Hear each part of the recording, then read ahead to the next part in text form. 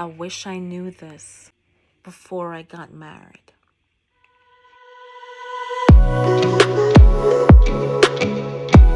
Hello, everybody. This is Kish Johnson, your host, and welcome back to my channel. Welcome to the series, He Put a Ring on It, I Said Yes. Today's episode, we will be discussing the number one factor that affects unions, and that is finance. We cannot discuss marriage, premarital counseling without talking about money, right? Very essential. So I have as my guest today Florida law attorney Michelle Fanger. Michelle is located in the Jacksonville area of Florida, and so we'll be sharing her details below, and you will be able to see her information. You're very experienced dealing with families and divorces, and I know you have a wealth of knowledge that you will be sharing with our couples today. We will be discussing three main points. What is the importance of a prenup? Why is finance a number one factor leading to divorce? What is the best way to prepare for marriage and for the big day? Because you do know there's a difference, right? So we're going to get right into it now. Michelle, welcome to the show. Thanks again for having me. Well, a prenup is important when you're getting married because it sets into place certain financial issues that you might encounter in the marriage. So it's like a safety net, and it allows people to address issues that they might have later addressed during the marriage, such as finance, which is one of the major reasons why people do head towards divorce. So with a prenuptial agreement, you do have to outline whatever assets and debts that you might have before entering into the marriage. So it's an uncomfortable conversation to have, but it is good to lay out what is outstanding so you are aware of what you're going into. Because a lot of marriages that I've had to deal with have been where a spouse is not aware of a debt that the spouse had. And then now they understand, like, say for in the United States, you do file your taxes jointly as a married couple, married filing jointly, and you do file your taxes, and then you end up having your tax refunds being taken because you were not aware that your spouse actually had a tax debt before you guys got married. Wow. So what happens? The IRS doesn't know. The IRS doesn't care, for one. So the IRS is going to take that refund to cover that debt. And if you were aware of this issue, you would have known that whatever debt he has before entering the marriage, or she has, is solely their responsibility. So you would have then filed your taxes, married filing separately, so that you will not be liable for those debts. Also, we see people entering into marriage and they're not aware of the credit card debts that are outstanding. Like people love to purchase stuff and love to spend, and they don't think, oh, it might impact the other person when I do get married. So people enter into marriage, you want to purchase a home. They do the credit check. They do everything. You realize, oh my God, this person has a lot of debt. We can't purchase a home because our credit is bad. But then you're already married, and then this creates conflict. Wow. So to prevent this conflict, if you had done it before, you'd have said, as I said it before, whatever debt is your responsibility, or both of you can work towards reducing this debt so that burden will not impact you as a married couple. So these are things that need to address. And also, when a lot of people had acquired their wealth before marriage, and a lot of people are concerned, like, when I get married, what happens to what I have acquired before this marriage? Do I lose it? Does it go to the spouse? And those things have to be taken into consideration before you get married. And with a prenuptial agreement, you can outline in that document that whatever assets I acquired pre-marriage, all of that belongs to me and not to the marriage. So that will help you. And a lot of people don't look into this as an issue, but it oftentimes comes back to bite you because, God forbid, we all want the happy ending. But we know often the reality of the situation because it's two different individuals coming together as one that have to work to get to know each other.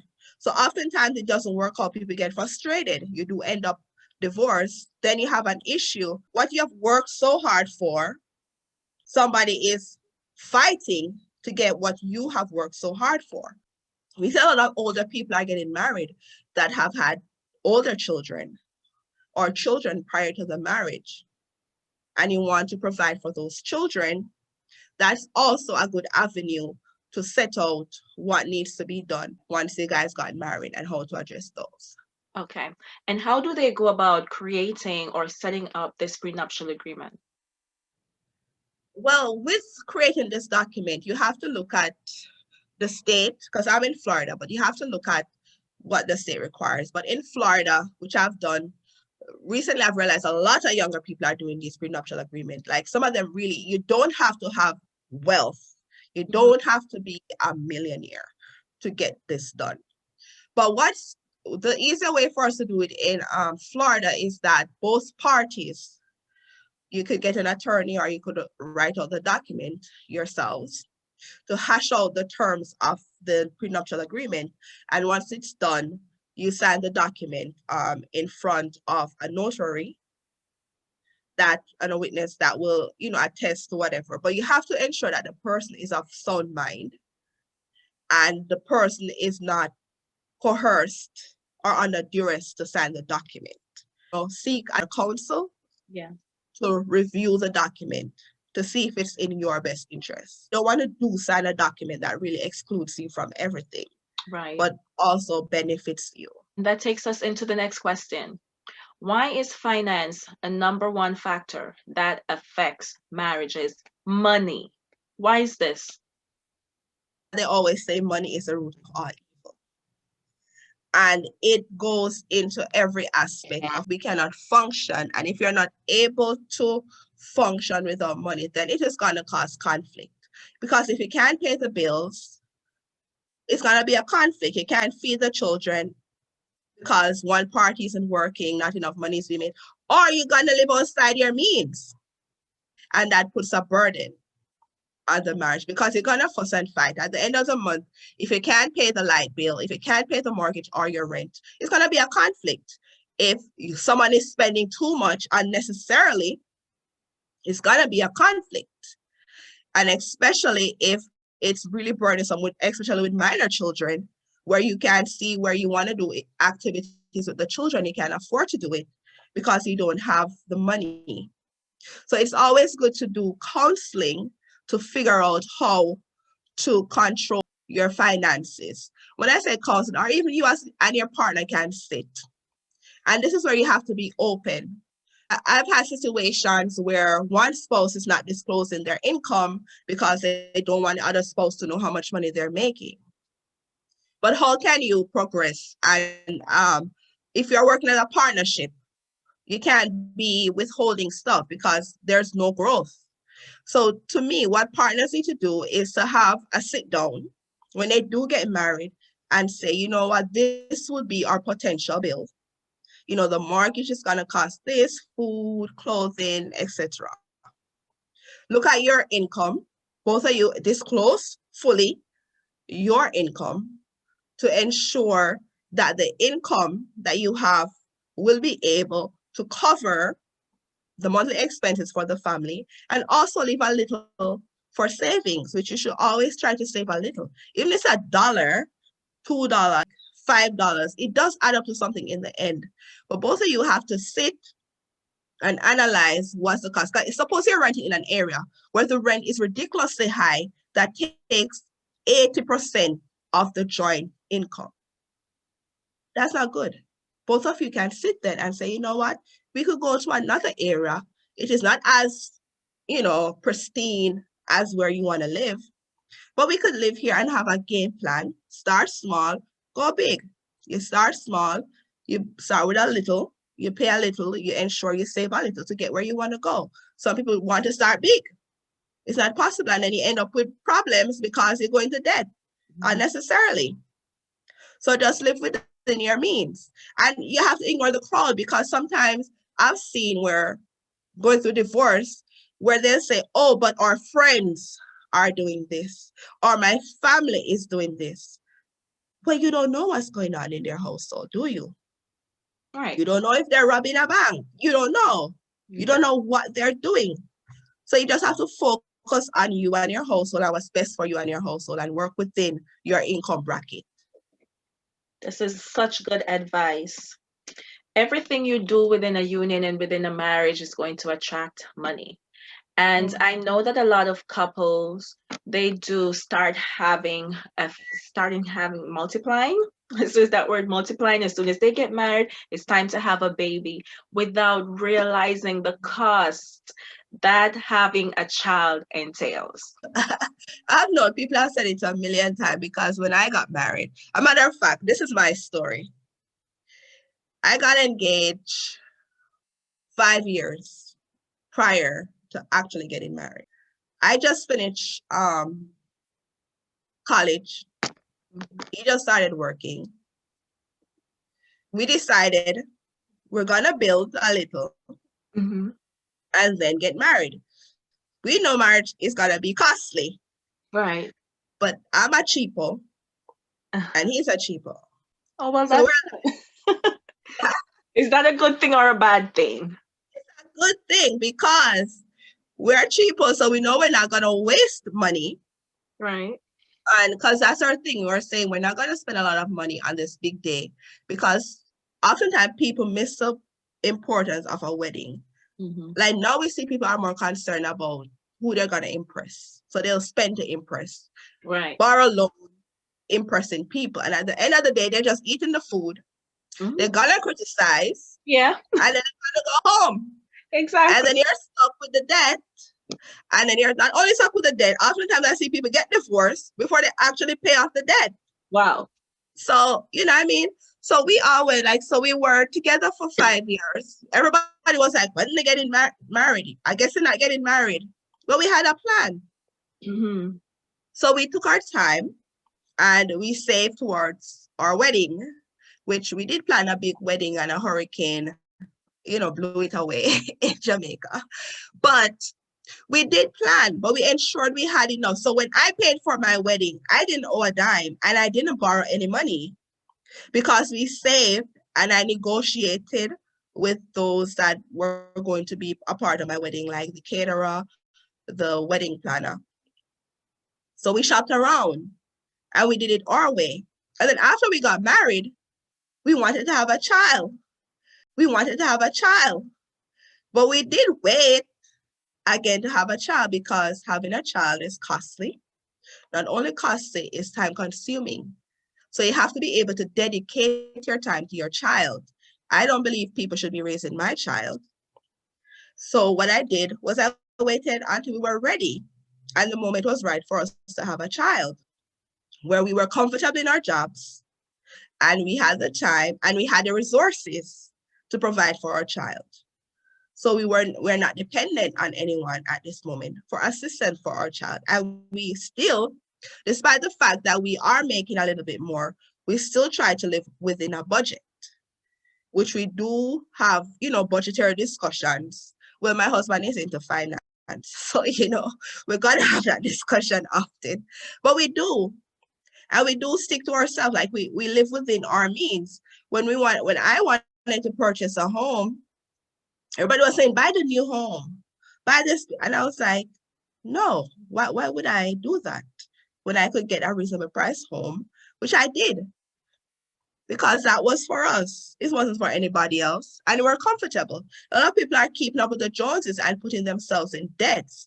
And I see people say, oh, but you need to buy this fancy bag and this fancy shoes and this fancy car. But you have to pay those bills. And that's when people end up in problems with finance, living outside of their means.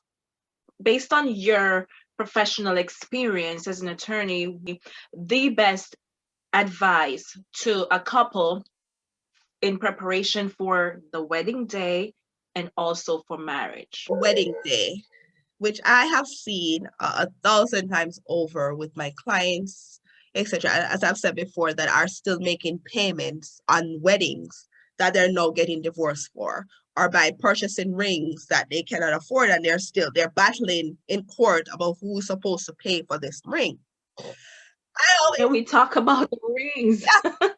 Oh my God. I mean, a ring, to be honest, I don't even know right now where is my wedding ring, my original wedding ring. Went to a friend's house, left it on her dresser. We went out for dinner. I came back, and none of the kids, like, apparently the kids accessed the guest room.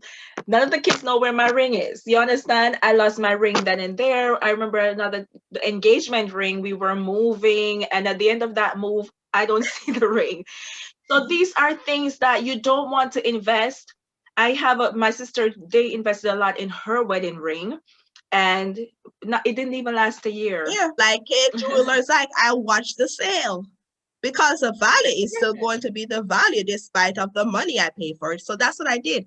So you have to shop around. Even my husband's wedding band. I remember I was looking for a wedding band, and my boss at the time asked me what I was going to do for the wedding band. And then he showed me, listen, this man is a millionaire. And he showed me his wedding band. And he said to me, you know where I got my wedding band? I said, where? You know where he got it? Walmart. Walmart. I'm like, this big millionaire man bought his ring at Walmart. Wow. Because, and he said, it's not the value of it, it's what it signifies. What it signifies. Yeah, so that's what's important. Because when I got pregnant, my hand was swelling, so I stopped wearing. And I haven't gone back to, because I have the baby. I know they move quickly, and so it scratches. Married now 5 years going, well, 6 this year. But it's going. So people have to shop. Even for my dress, I see people buying dresses for thousands and thousands of dollars. Yeah, not worth I it. went to David's Bridal, and everybody loved my dress. Yeah. So I got it for $200. Yeah. Exactly. It's just for a day, and I haven't worn it. It's still in Jamaica. I haven't looked at it. I haven't worn it. And I've had friends that had their wedding and then resold the dress, which is good. They wore it, they enjoyed it, they resell it. So at least they're getting back money for it. Mm-hmm. But you're spending all of this money that could use to actually start your marriage, because that extra money could be put into whether you want to. I'm not telling you how to spend your money. This is just my advice. You don't have to follow it. It's just advice. But that money could be used to put into, if you want to purchase a home, you could start a joint savings together, as your first marital thing to do as a couple, where you could use that money to start to offset certain things that you'll need to cover during your marriage, such as a down payment on a house or whatever expenses that you might have. So that's one thing I could recommend, because at the end of the day, it is your day. And most people are miserable on that day because they think things are not going accurately, whatever. People just come to eat. They're going to curse you anyway if the food is not good. They're going to curse you, you're taking too long, So it's just a day. So if you're going to just you're going to spend your money just for a day, and then later on, 2 years from now, you're looking back and saying, oh, I wish I had that money. Mm-hmm. That doesn't make sense. So just be reasonable, because you can shop around and you could have your dream wedding on a budget. And talk to me now about the marriage itself. So that's about preparation for the wedding day. Do not spend a lot of money on things like a ring and a dress. That is your number one advice for the wedding day. Save some of that money for a down payment on where you're going to live. So let's talk about the marriage itself. Well, marriage, as you know, a lot of people oftentimes I say to people when I do talk to my clients, like sometimes I get them before they actually want to do the divorce. I'll talk to them because sometimes you're kind of a counselor. And I always say to them, like, communication is important. Like, you do need to sit down with your partner and figure out what is the end game. What is your goal as a couple? And then that's what you work towards. Because even though you're married, you are a team. Not a team you want to win. Right. So at your lowest point, you have to be able to communicate with each other as to what is going on and what can be done to fix the situation. So always be open and mindful, especially when it comes to finance. If you need to talk to your spouse, because oftentimes things do come up where you will need additional assistance from your spouse. Or you want to say, for example, you want to start a business, but you're going to have to take money from the household. You can't go behind the spouse back and take that money, because it's going to be a problem. Mm-hmm. But you have to sit with your spouse and then have a discussion. Say we need Mm-hmm. $10,000 to start the business, and how will it benefit our marriage, our family, to Right. get towards our goals. Mm-hmm. That's always important because you're a team. You have to always be working together. And another thing I always recommend, and I keep telling people, you have a lot of people keep inviting people within their marriage, whether they're friends, their mother, their, family members. Mm-hmm. And a lot of people are in church and they have, the elders, and them talking to them. But it's really up to both of you to decide what is best for both of you. Because what works for your marriage doesn't necessarily work for somebody else's marriage. People post pictures on Facebook. The most loving, the most caring couples goals, and then sometimes you know the bombshell and what's going on behind the closed doors, and you're like, no, it's not. But Like, other people looking will not know. And then you are trying to elevate or be like them, meantime destroying your marriage because you're not looking at your marriage and what works for your marriage. And then because you see, oh, her husband bought her a BMW, your poor husband really one little, and I just say mechanic. A mechanic do make a lot of money. I don't know what I can say. Like your husband, say for instance, work at Walmart. Your husband cannot afford it at this moment. not Because once you have ambition, you will get far. But that's if you true. now follow your friends and family and everybody on Facebook, watching what they have, you destroy what you have with this loving, caring man who's trying to do his best at this moment to try to keep up with the Joneses, and you destroy your marriage because of that. Thank you. So that's one of the things that people need to focus on. Just, their marriage, what works for What them. works for them. Yes. Yeah. Don't pressure each other, build together. A lot of marriages are building together. We don't all have the luxury of having marrying into something pre-made that is Yeah. luxurious. Don't pressure each other. The goals that you set are most important. That's true because that's why I don't judge people. Cannot. I Never don't. judge the book by the cover. Believe in the person. But again, you have to be wise. If you know that this person doesn't have the ambition, yes, Yeah. he's already at a low economic state, but he does not have the drive, Right. the push, the motivation. You're going to have to be the one to constantly motivate that person. When you're trying to do it, it causes arguments. That is a red flag. You're not, no, we're not. This is not that kind of advice we're giving you, where it's okay to marry to someone who is economically maybe not there. But again, listen to what we're saying. We're talking about seeing the ambition. We're talking about making these plans and having a set goal towards them. Because if you don't have a team player, the finances won't work. Yeah. The financial agreement is in place, but they'll still try to come at you. It's just too much stress to deal with.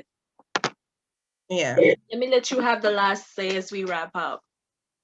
Well, as we wrap up, just want to say marriage is a beautiful thing, but it's not a bed of roses. It's not what you see in the books. It's not a fairy tale. And as I know a lot of people, as soon as it comes to the hard times, oftentimes people want to give up.